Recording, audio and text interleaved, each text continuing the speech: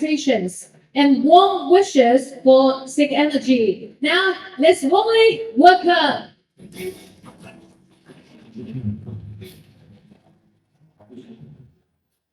Well, ladies and gentlemen, good morning. A special acknowledgement of the Mayor of Nantong.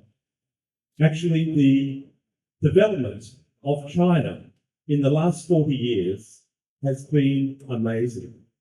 In 40 years, places like Jiangsu province, like Nantong city, have led the economic development of China. President Xi said last week that absolute poverty has been eliminated in China. That is an unbelievable achievement. 1.4 billion people transformed in less than 40 years. Madam Mayor, to you, to the executives, we see what China has done. You should be very proud of the achievements, and we look forward to being strong partners with China in the future. Ladies and gentlemen, today I have some good news and I have some bad news. First, let's start with the bad news. We are no longer talking about the future of climate change. We are living climate change every single day. Intense heat, terrible cold, very strong storms, flooding, droughts, fires. This, unfortunately, is our climate reality.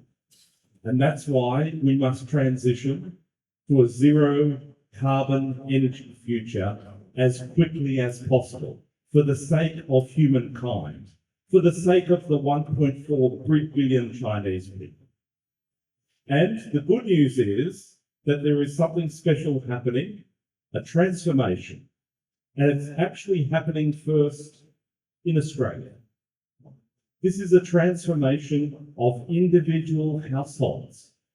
You see, in Australia, we have more than 4.5 million solar systems. More than 1 in 3 houses in Australia has solar on their rooftops. The Albanese government recently recognised the opportunity for rooftop solar to be added with energy storage technology. So they launched the Cheaper Home Battery Program, a $7.1 billion subsidy to help householders install solar storage with their solar system. In only 8 months, more than 265,000 household energy storage systems have been installed.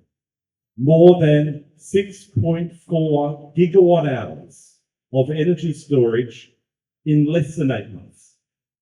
Imagine, friends, it took Australia 10 years to install 6 gigawatt hours and less than 8 months to install the next 6 gigawatt hours.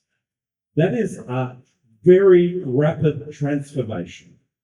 That is the power of householders investing in energy storage. The power of installers to install in every town and city and community in Australia. It is the power of the distributors. And most of all, it's the power of the manufacturers to produce the products at scale, quality products, at an affordable price. Friends, I think what we are learning in Australia has global application. We can take this rapid bottom-up transformation being driven by individuals, by communities, to quickly transition to address that dangerous climate change.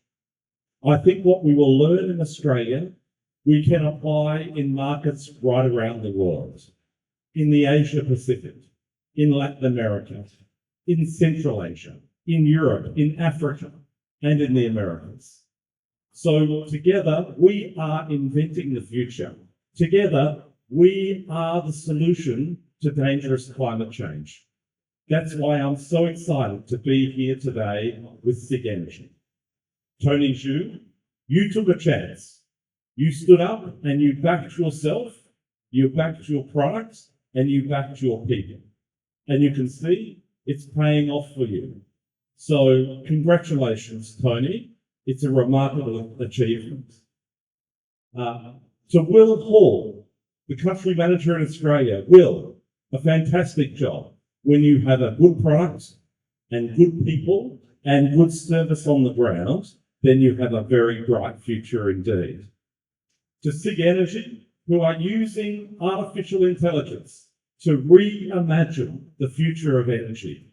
This is very exciting next chapter. Friends, Australia and China have been close partners in renewable energy for many decades. The technology of solar PV was invented in Australia in the 1990s. All of the technology, and now the partnership continues. The new innovation for energy storage, the partnership with the market, showing the world what's possible. Friends, I'm very proud to have been elected as the chair-elect of the Global Solar Council. The Global Solar Council is the peak global body representing solar and energy storage in the whole world. I will begin the chair position in 2027 and in 2028. And I've also stepped into a new role as the Chief Executive of the Renewable Energy Council Asia Pacific. You see, the transformation of the Asia Pacific is essential if we have any hope in the face of dangerous climate change. Friends, I'm so excited to be here today. Thank you for the opportunity. This is the beginning, I think, of a very exciting transformation, an energy revolution globally. Sigenergy, Tony, congratulations. Yeah, thank you. Thank you so much for your wonderful sharing. Thank you. Please take your seats. Thank you for